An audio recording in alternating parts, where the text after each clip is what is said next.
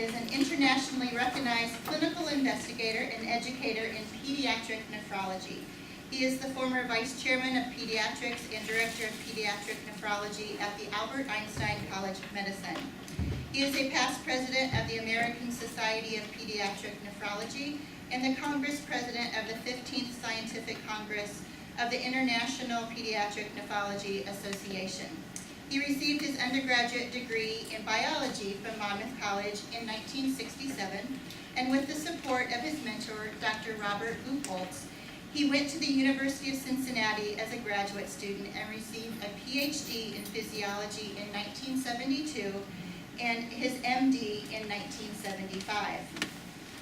Prior to returning to Albert Einstein College of Medicine in 1998 to become the Director of Pediatric Nephrology, he was a tenured professor of pediatrics at the State University of New York at Stony Brook. Rick's research interests range from basic science contributions in developmental renal physiology and mechanisms of renal toxicity and hypertension to clinical and translational research in the etiologies and treatment of progressive kidney diseases secondary to nephrotic syndrome. His current research is aimed at preventing the epidemic of obesity and cardiovascular risk factors in hypertension. He has received continuous research support from the National Institutes of Health and directs the training program in pediatric nephrology, which prepares new physician investigators for careers in pediatric nephrology. Please welcome Dr. Rick Pascal.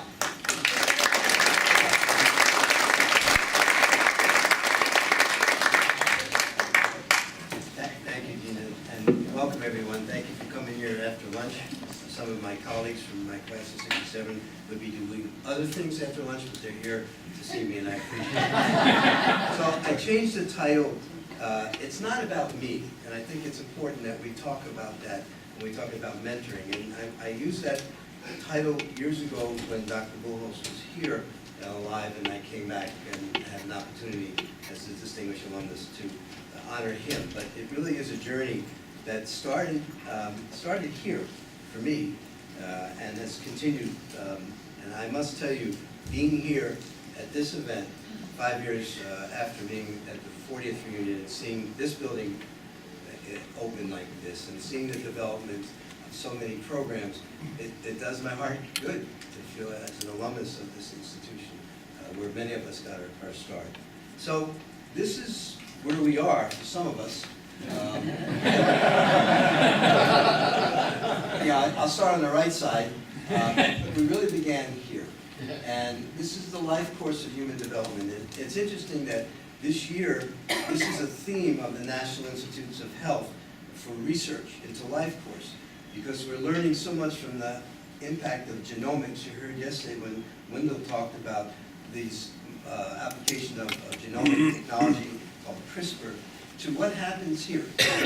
And we are a product, when we come out, of what happened in utero, for sure. And then we're continued to be exposed over time to things in the elements that influence the genes that were here to express themselves and into old age. And we all know that we're living longer.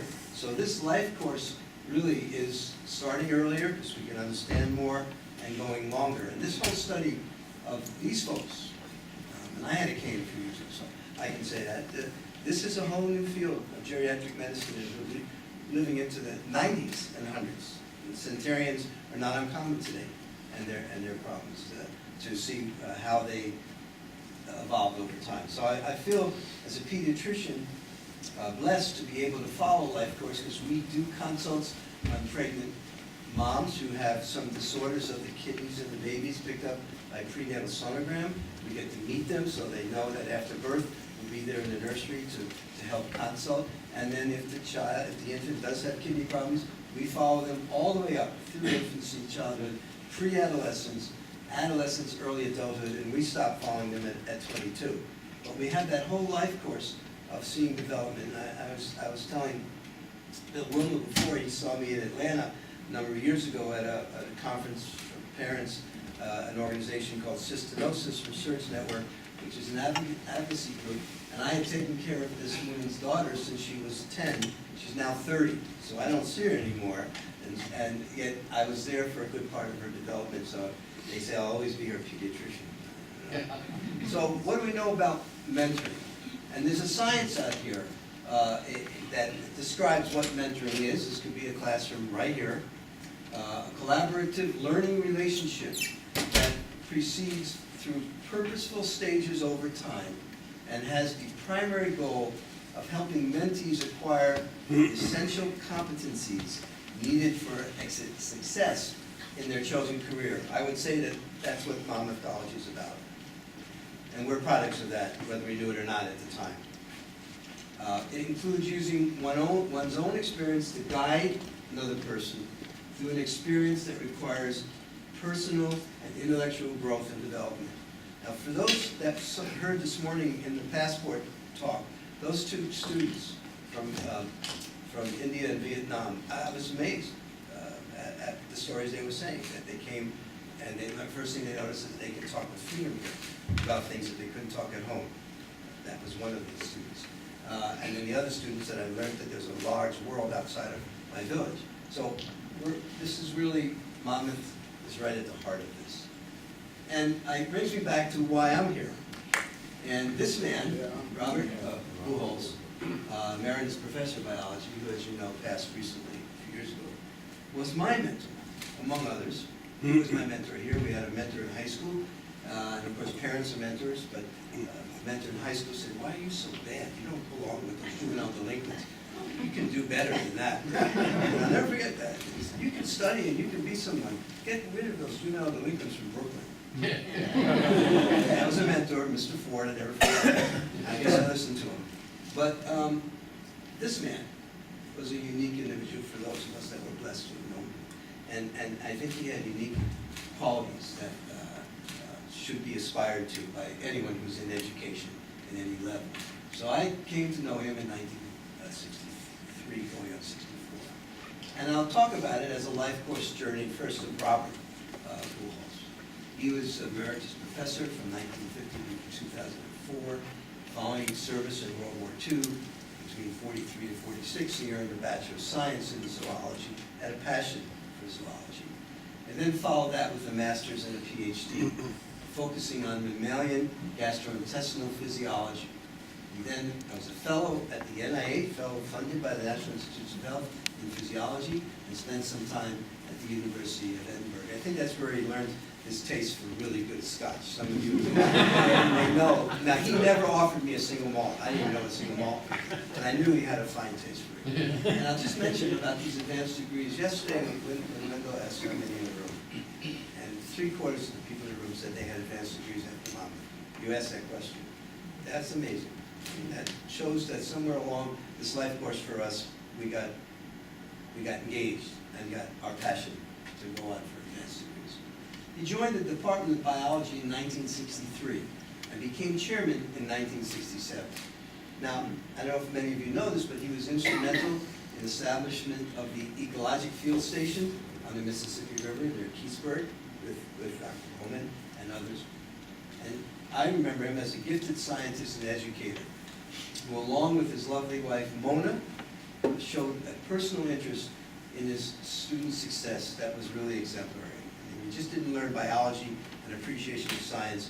There was something else about him, at least for me, that was impressive.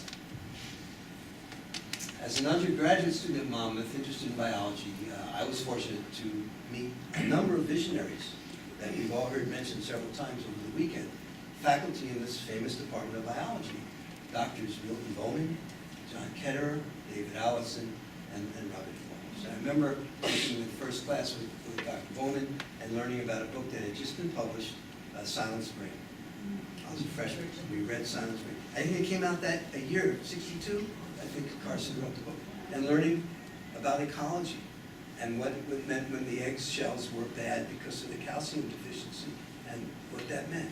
And you know, at the same time, we're learning to dissect Nyctoris and frogs, and it was interesting and engaging. A little story about how you're in the right place at the right time, no matter where you are. So apparently, while Robert Buchholz was a graduate student at the University of Missouri, examining the digestive systems of bats, rats, and moles, he met Dr. Bowman, who was impressed with him. And later, it was Dr. Bowman who urged him to apply for a teaching position at Monmouth. So that link, that point in time, that snapshot, paved the way for Robert Buchholz to come here. And it's just an interesting occurrence, and I'll get back to that in a minute, how that affected what he did for me. My recollection of Dr. Buchholz while I was a sophomore was that of a role model of the dedicated professor, equally committed to the student's career development and personal life. And when I was visited here, this was at our 40th, this is the last time I saw him, and he was home that day, his son was visiting, he came out to see me at the library, and that was Robert. And he said to me, as we hugged and we said goodbye, he said, "You're one of the best investments we ever made." I tried to tell my wife that, she said, "You sure you fucking But that was so touching, that was really touching. And Phyllis knows, I really love the guy. Well, what does it mean, being at the right place at the right time? I was a senior here and doing work in the lab. Some of you know I spent a lot of time up at the lab, and even though some of my classmates and fraternity mates tried to pull me from that, they were my head or my ego. Some of them are in the room here, Ken Klein, Mike Frederick, Michael Wilma, and a few others. But I stayed put, and I was focused, and I wanted to go to graduate school. And there were two choices at that time. This was in the winter of 60. This was actually early 60, a little bit 62. I'm sorry, 66. He said you could go to a school in Indiana. I have a contact there. They're looking for graduate students. And I have a contact in the newly formed Department of Physiology at the University of Cincinnati College of Medicine. I got a letter from their new chair, Dan Klein, who came from New Haven, who's looking for talented grad students. So I applied to both. And really, what happened and what prompted where I went was a salesman was selling physiographs to the Department of Biology here. I don't know if any of you remember those big green metal things that look like a refrigerator. And that's what Robert and the other staff used to teach mammalian physiology. We did experiments on turtles and frogs and measured cardiac contractility. And it was the standard of investigation in animal research at the time. And the salesman, who I don't remember, knew Robert for prior encounters here and said, "I've been to Cincinnati. This Dr. Klein is really a good guy. This is a great program, and you should really make sure your student goes there." And that's how I applied and I went. But it was through that network, just like Robert met Dr. Bowman. So that was the leap. And I left here in 67 and went to Cincinnati as a graduate student, where I had several more mentors.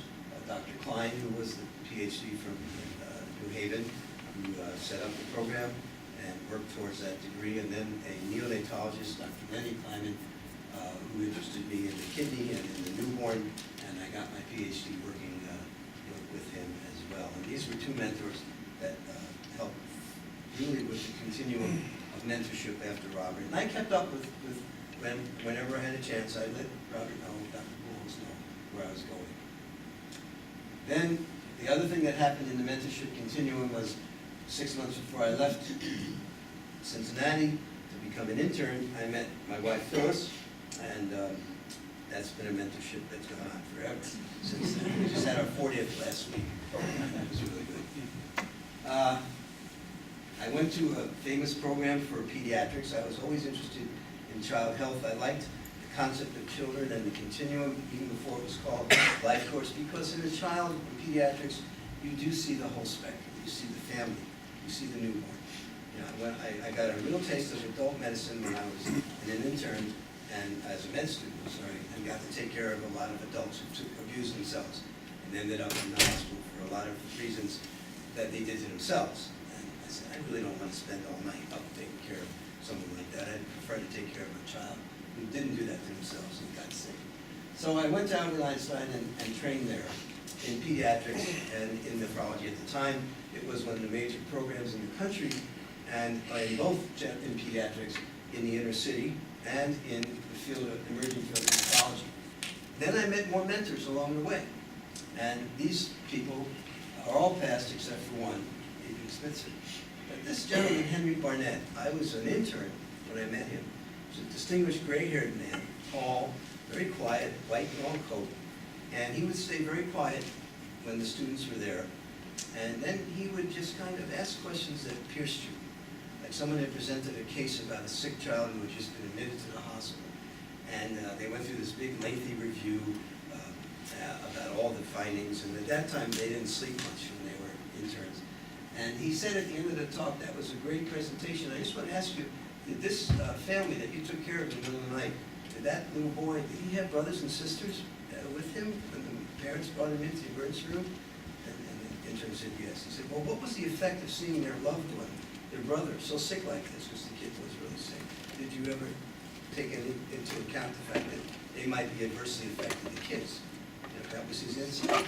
It turns out that this visionary, and he was doing this as a voluntary at the time because he was older, just before World War II, he grew up on a farm in Oklahoma.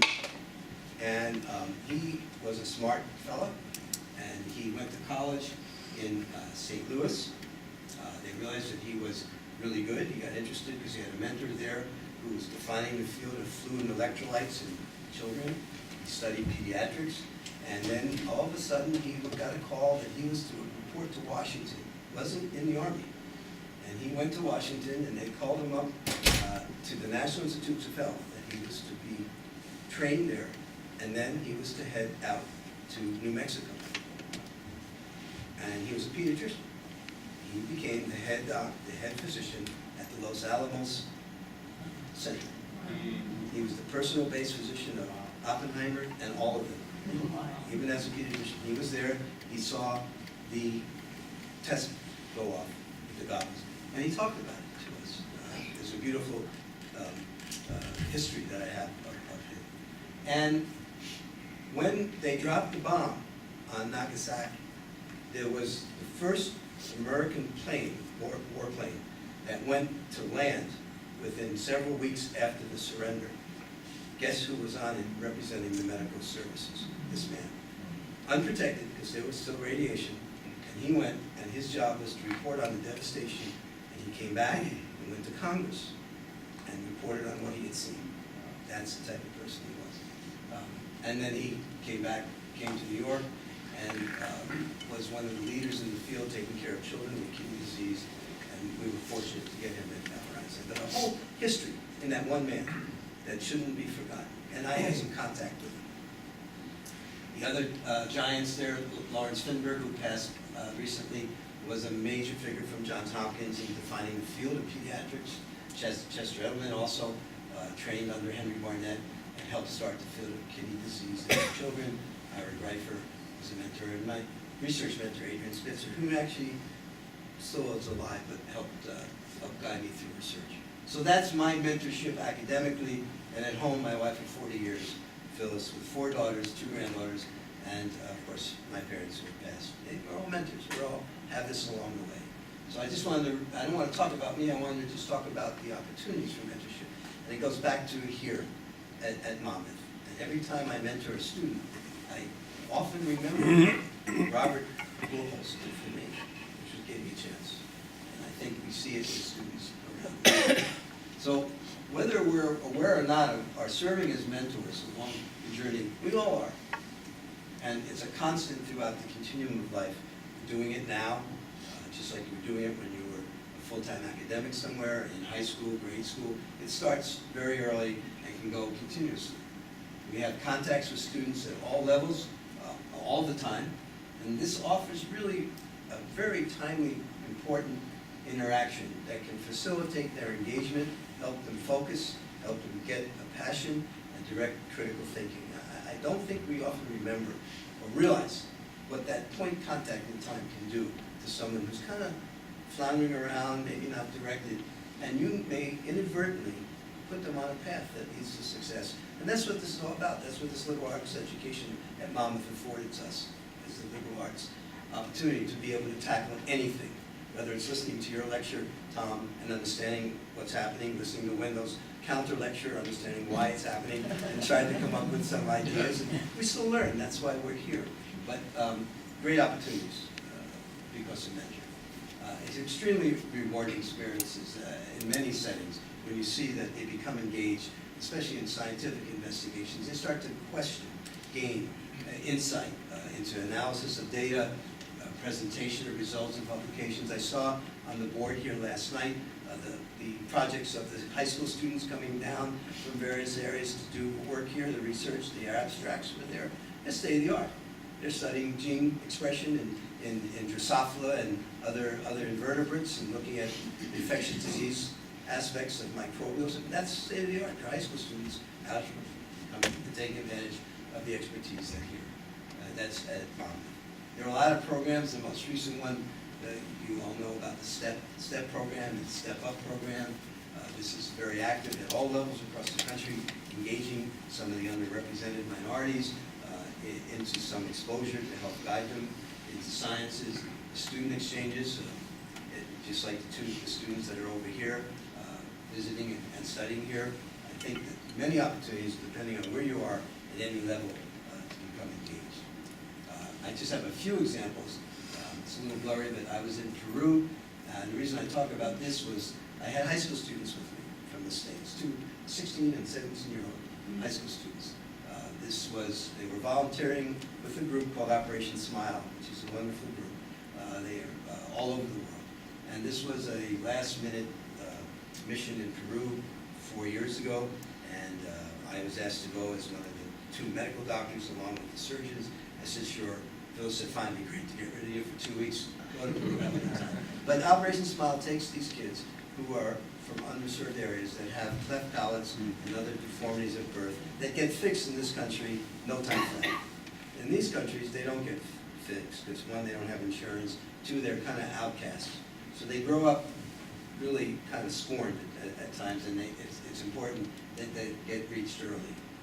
This was a picture of these 2 high school students from the States and a high school student from Peru, who was the interpreter for some of us that didn't speak fluent Spanish.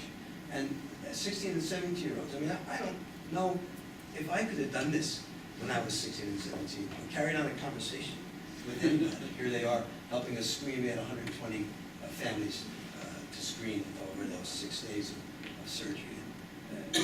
In a country where they're like anybody else. This could be anybody.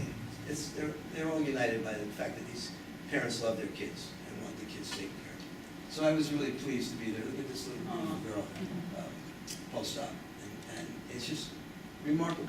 And the families were truly remarkable. You know, I told Phyllis this when I got back, and this is appropriate now because we're in the midst of the worst opioid epidemic ever. And we just saw data last week of the logarithmic rise in deaths. I mean, it isn't like a little bit up. It is that, folks. Anywhere, out here or in the city, it doesn't matter. We are in a horrible epidemic, out of control. So these kids post-op in the States would have gotten some morphine, some Demerol, a narcotic, for several days. Their parents would have insisted that their kid gets post-op medication for pain. Well, not in Peru. They got some liquid Tylenol, they got some home concoction of some tea with honey and some herbs in there, and they got TLC. And all the families stayed together. We were in the gymnasium. The cots were put up. And everyone bonded each other. No opioids, nothing. And there wasn't a lot of crying. And that taught me that you can treat acute pain with other things than narcotics. And then this was like 5 years ago. You come back now and see where we are. It's a real problem. Undergraduate students, we have so many encounters with students here. Look at all the opportunities here. From all backgrounds, you had how many countries? 31? Huh? And it's going to go up next year. So anywhere you have this opportunity with students. And the common theme to these relationships is what I personally experienced here with mentors at Monmouth with Dr. Poole. And again, it reminds me that he was a beacon for me.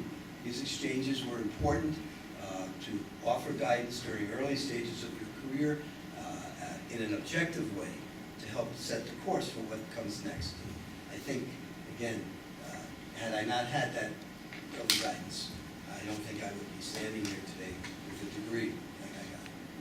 So a trip to Thailand, Cambodia, a couple of kids that, with a couple of children along the road, no shoes, lots of things out there in the fields to bite them.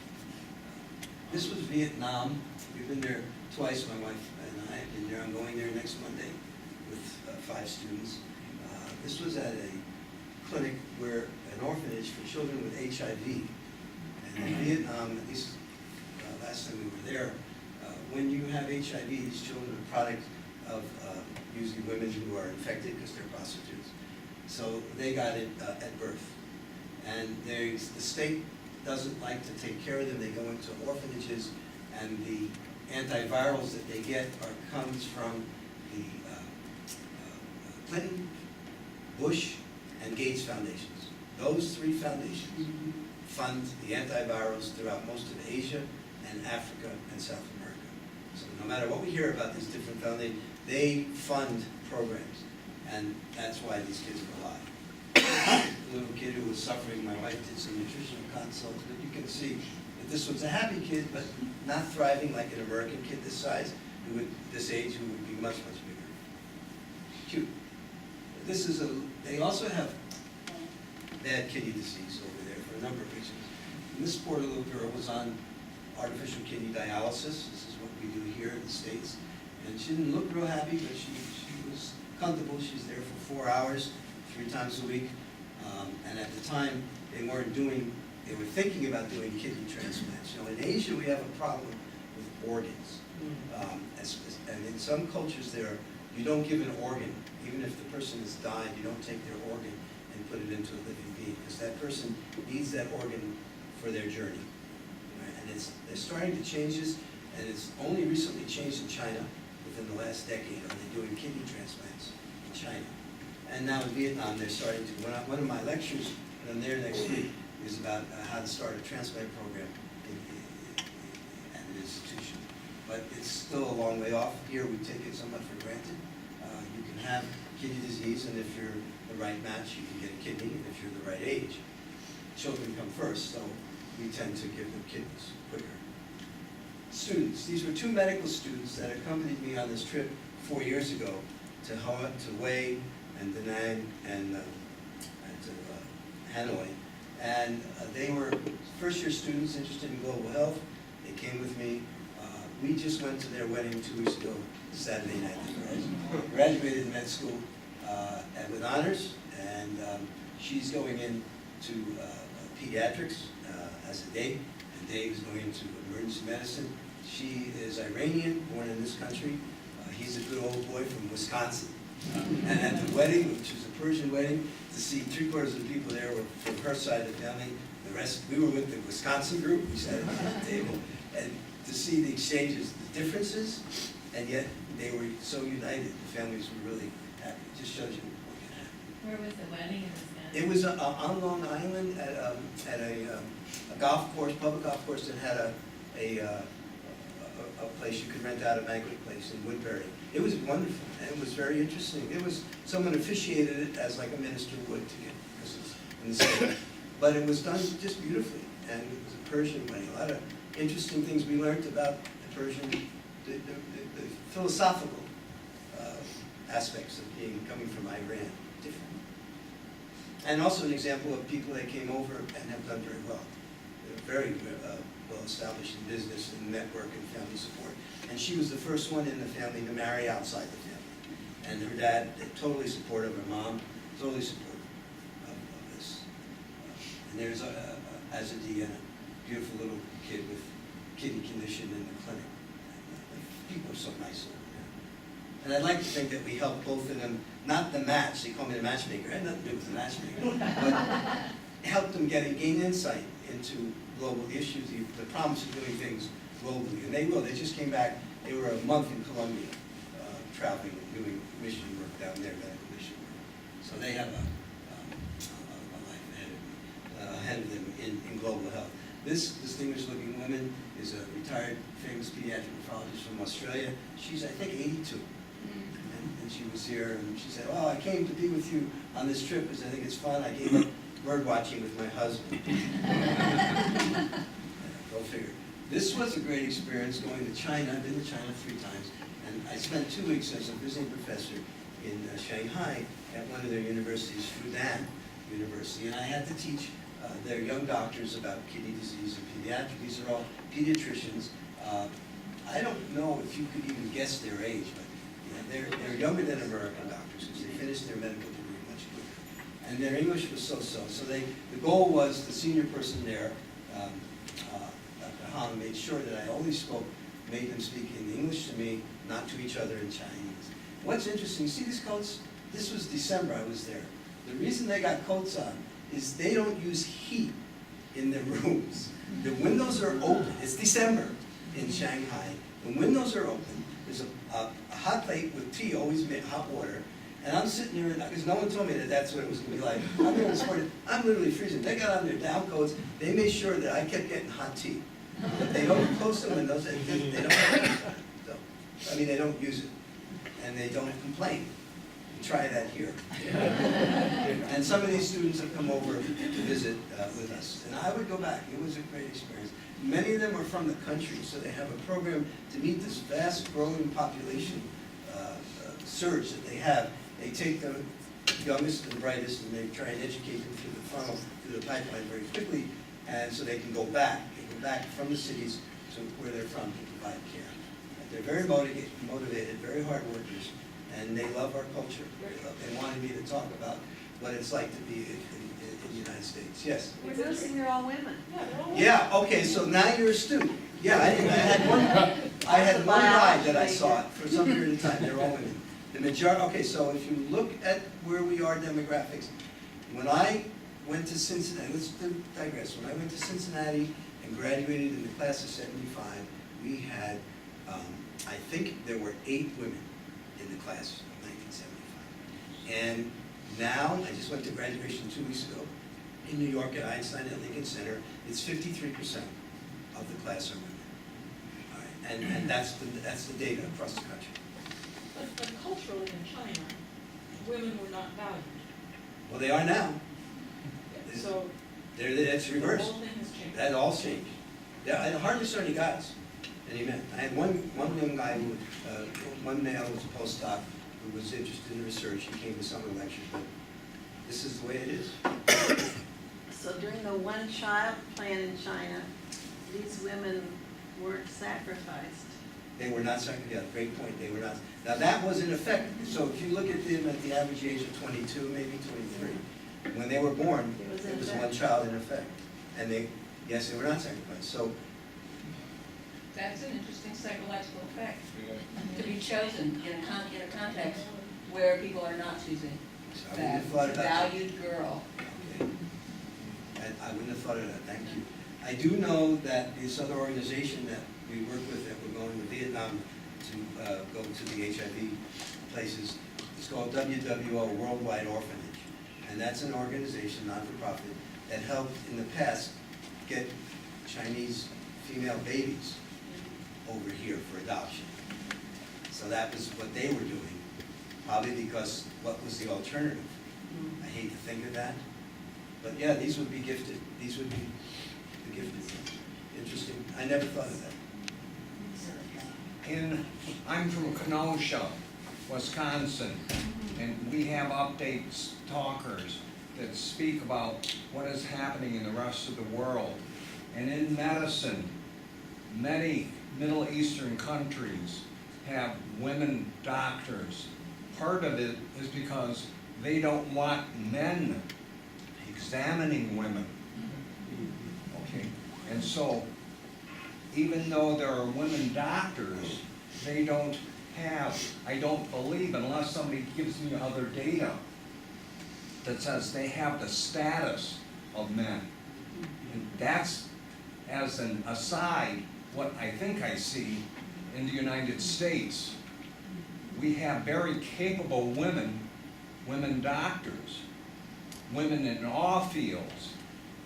They are still, I don't believe, unless somebody shows me hard data, don't have the status of the males.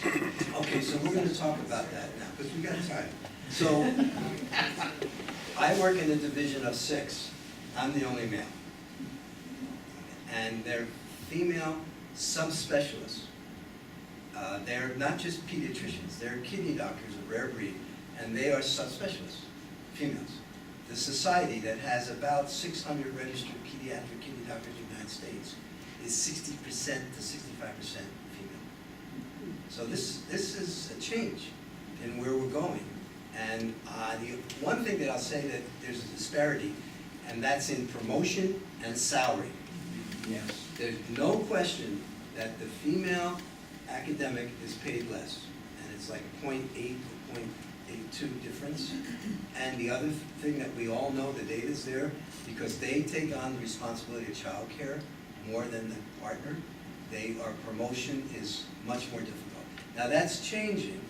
There are programs, there are incentives for academic institutions to take into, or boards that grant promotion to take into account that, look, this person's been here 7 years, she's had 2 kids during that time, took off, and again, you know, the amount of time that women take off here in the States is awful compared to Europe, you know, or China.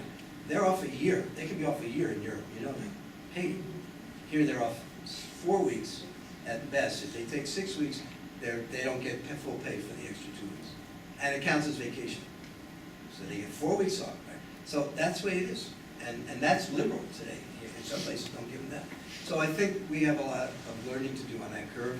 I wouldn't discourage any woman from going, any female from going into science or medicine, but the data does show that, and in science, the number of female investigators receiving at National Institutes of Health, what they call R01s, the gold standard of an independent grant, is much less than males, proportionally, much less. They have much harder time.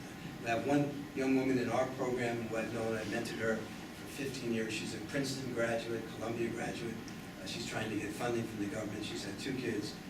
Her CV shows that there's not 10 publications a year, there's 5. That goes against her. How do you change that system? It's not. There are some real issues and challenges in academics. Rick and I were saying the same things. We are mentors. We came through this system at Monmouth at the same time.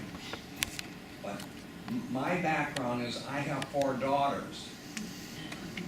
2 of them are pediatricians. That's great. They're going to take care of you. And the medical school I graduated from, same as yours, at the time of my graduation from Northwestern, it was a class of 110. You had 8 to 10. Yeah, 10 were women. Yeah. Okay, now the class doesn't have 110.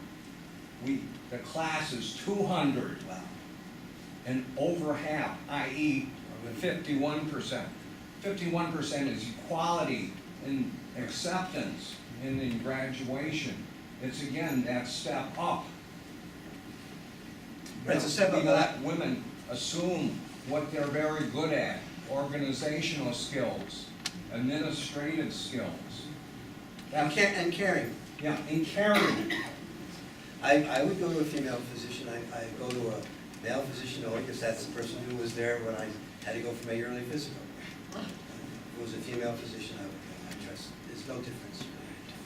So, all right, I'm glad we digressed on that because it's important to talk about it because it's academics everywhere. And I don't know the data at Monmouth about, I don't know the number of female faculty they have. Have that data. Anyone in the room have that? I don't know. Is their promotion track the same? I don't have that, but I have a mentor story that Yeah. intersects, which is when I came here and my plan was to be a special ed teacher because I wanted to work with retarded children. And I don't know how long I've been here, 2 months maybe. And after class, Dr. Bowman said, would I make an appointment with him? So I did, and I met with him, and he said, you know, what are your plans for after Monmouth? Well, I've been here 2 months, you know. I said, well, I want to be a special ed teacher and work with retarded children. He said, well, you know, you could do a lot more with retarded children if you were a physician. And it just spun my head because it was nowhere in my expectational field that I could be a doctor. And I probably would be a doctor, except I was so anxious about chemistry and physics that I couldn't focus and I couldn't attend. And so but I was a biology major, 100%, and merged it with psychology and, found a path for myself. But Dr. Bowman made it possible for me to be a physician, and I didn't, but I could have. And I really see that was a huge step away from the cultural current or from what my family would have understood or supported. And That's 1963. yeah, 1963. So it shows you they were ahead of their time. That department was right on it.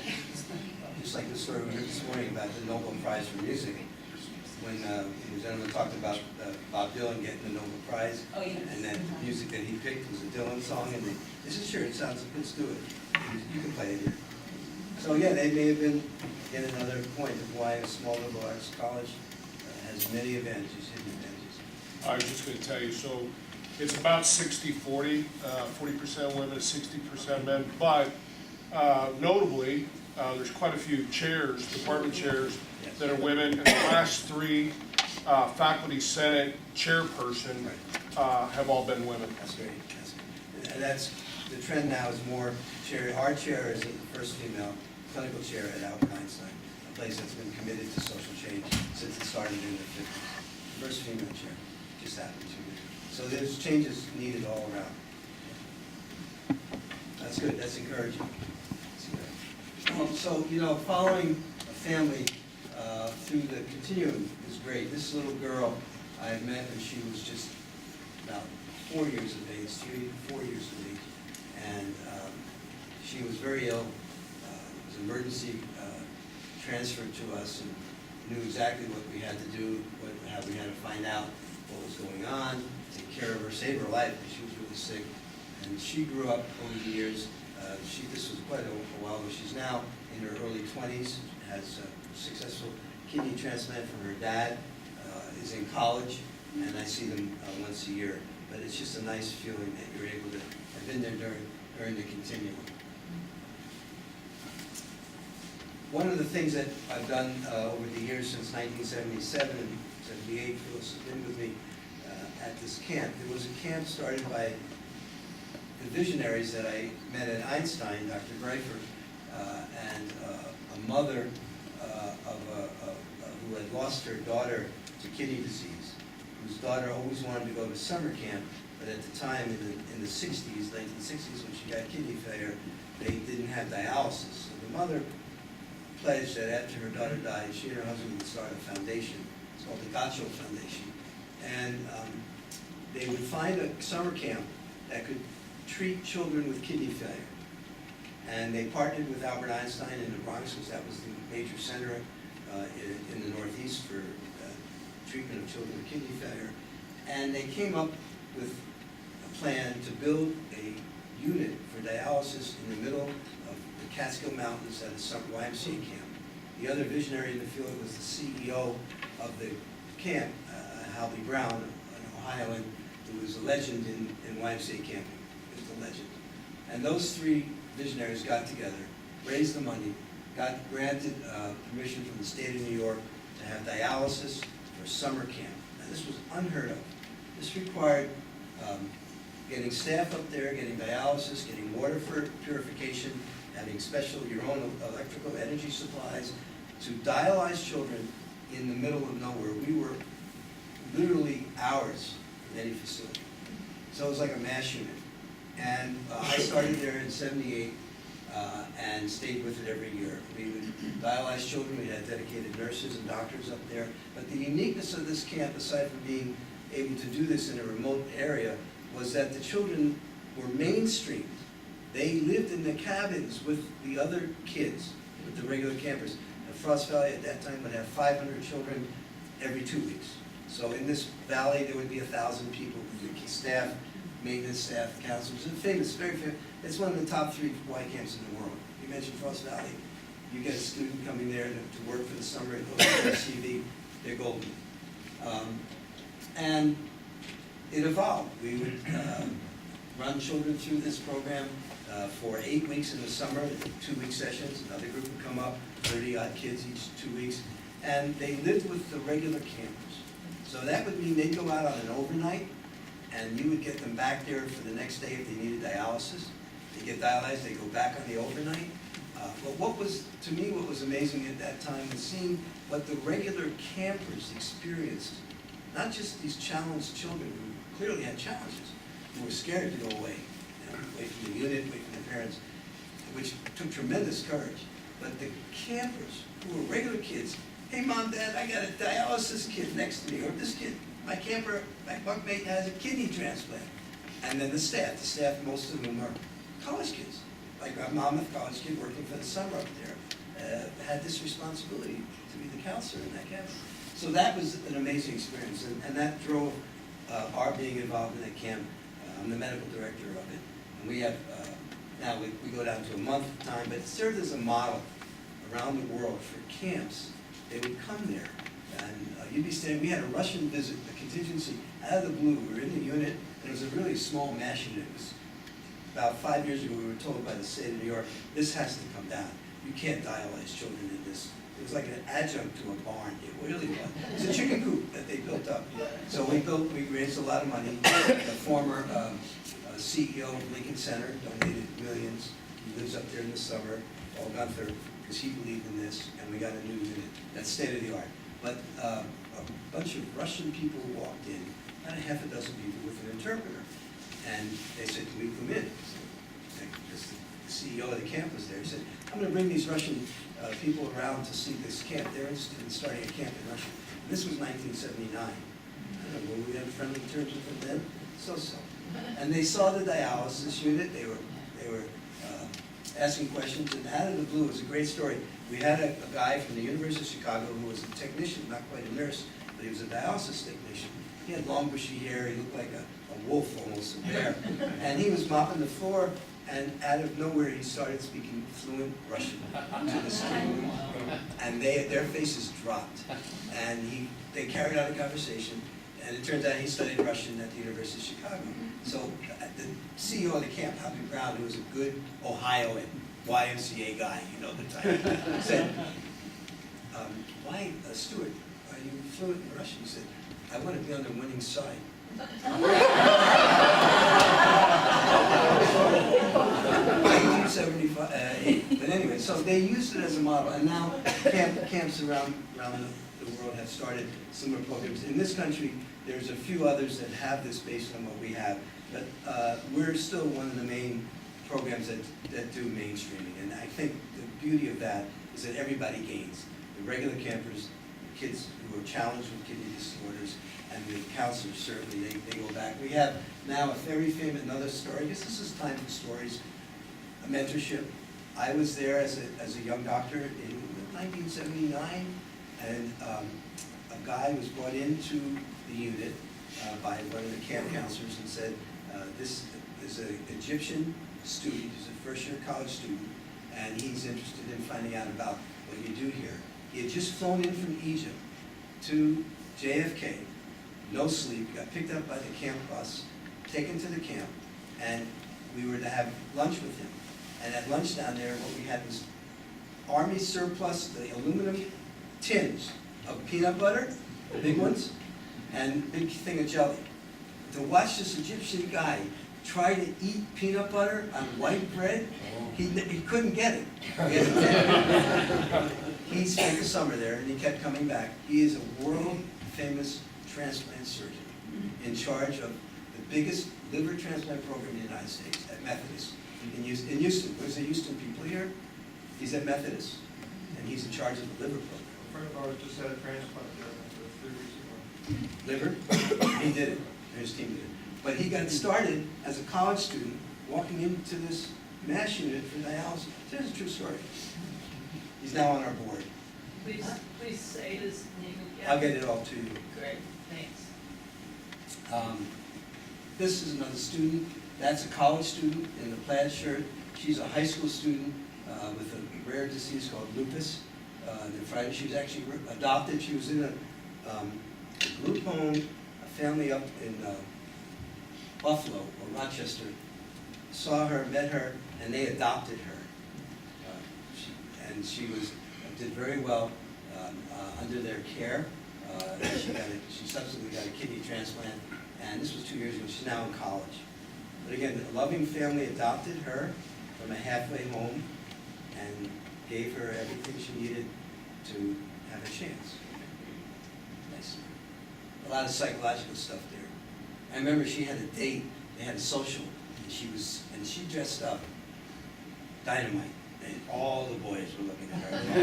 They all wanted to dance with her. It was beautiful. And this is a motley group that was taken 5 years ago. Some of you will recognize this group. Some people. I mean, you were here. I mean, you see this group. This was the pre-50th anniversary committee group who planned. I think we had we were up at the library at the center, but we were talking about what we needed to do. Good looking people. And then I want to talk about the global classroom too. So in 2016, I read in the last year the issue about the global classroom. That's the idea of a global classroom. It was in the Monmouth College magazine about the important initiative which had focus trips. We heard about that a little bit yesterday, to conduct research and learn the local culture and broaden the students' understanding of global issues. We actually heard about it today with the professor who took them to Mexico. 1 to 3 weeks, usually during a break in the academic year. Faculty and alumni can be included from different disciplines. I'd love to be involved. Ethiopia, with the Magi population was studied. Monmouth students helped plant an apple orchard there for them. They've been to Paris, Amsterdam, the Netherlands, Greece, Ireland, Senegal, and they studied food security issues for 17 days, and some of the concerns about the food supply there. They've been to Washington, where apparently this group focused on mass incarceration and re-education of the felons to go out and learn about job opportunities. That's one of the triad. This is one of the focuses of the triad of centers of excellence, so to speak. And I read with that thinking, this is wonderful. And we had the experience, we could have gone to Washington, I think, for a month if we wanted to. But look what they can do now, and the potential for this, for students to come here and get this experience. And then I also read the piece by Kevin Gabransky, an alumnus from 2006, who was a Peace Corps volunteer, who did a lot of work in Thailand, and opportunities to go to Thailand. And then Tom Olmert, class of 64, how many know Tom? Wrote the article entitled The Lifelong Benefits of Global Education, where he emphasized geopolitical relationships, international trade, and defense. This is opportunities for students to be involved in programs. And the economic impact is very positive, we all know that, on the population, and offers unlimited possibilities for collaboration and mutual education and exchange. And I think with the basis of the expertise of Monmouth in agriculture, how that can apply. I mean, I'm the least qualified to talk about that. I think we have plants in the backyard, but there are others in the room that they can live in and study this for their lifetime. And how to work with this with water conservation, very important. Water safety, education, healthcare. You know, I learned a little bit about water that I didn't know before on a mission with some students to Peru in 1992. We went up with an organization that funds self-sustaining programs called the Resource Foundation. And we were sent to high in the Andes. We didn't quite know where we were going, but it was almost an 18-hour ride on these roads from Cusco up to a town called Haquira. And I had with me 2 nurses. I had a doctor that worked with me, a woman doctor, and a nurse that worked with me, who trusted me that I'd safely get them to Peru.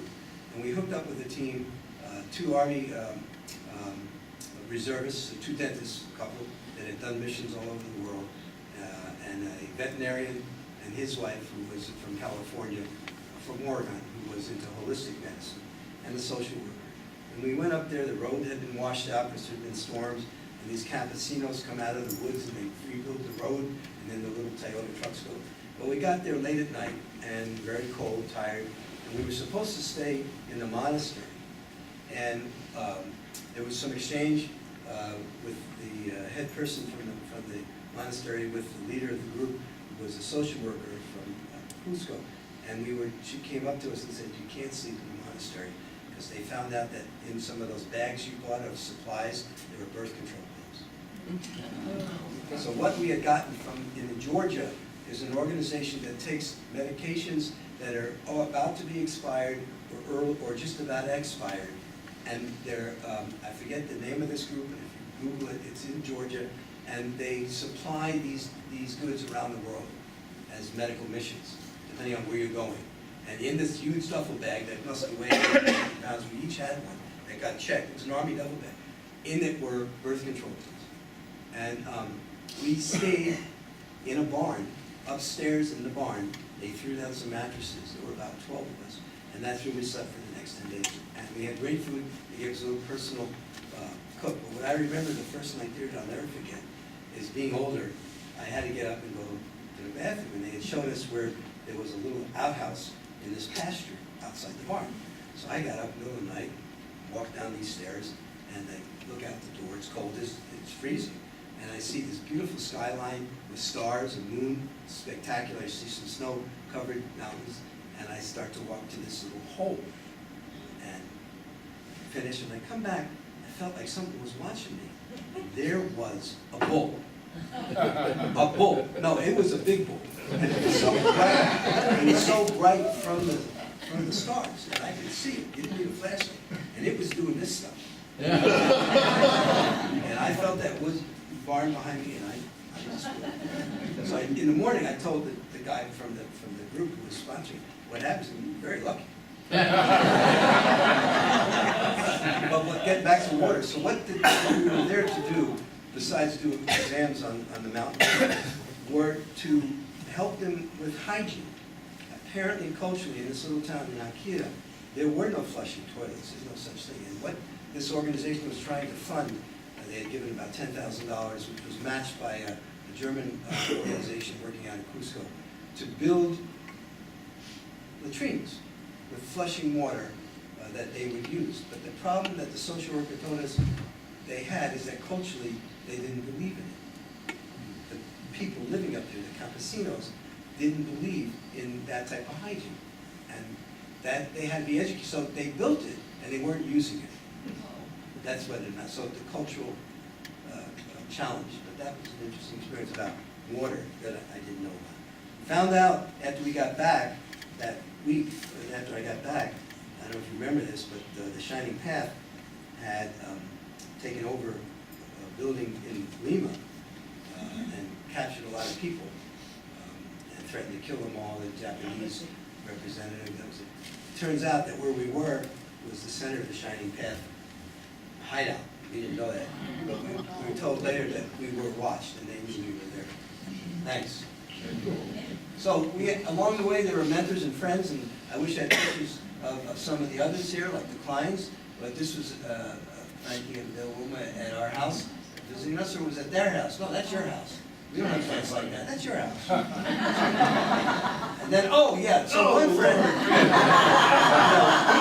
Along the way, we had friends, and one of my dearest friends from Mike Frederick, who was always a big fisherman. Mike was probably one of the best fishermen I ever met. He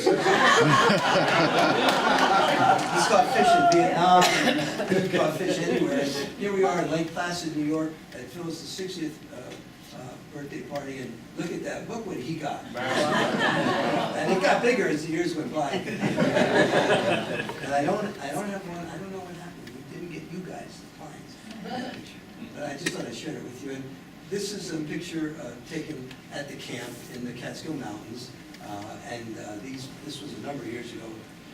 This young man is now, this is a man now, who's doing well in college. This was an older adolescent who now has a kidney transplant.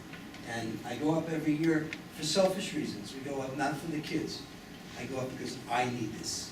I need to get a dose of what these people can do given the chance. To have a chronic condition 3 times a week on dialysis for 4 hours, have bone disease, have to take meds 3-4 times a day, and then want to get a kidney and go to college. It's an amazing journey.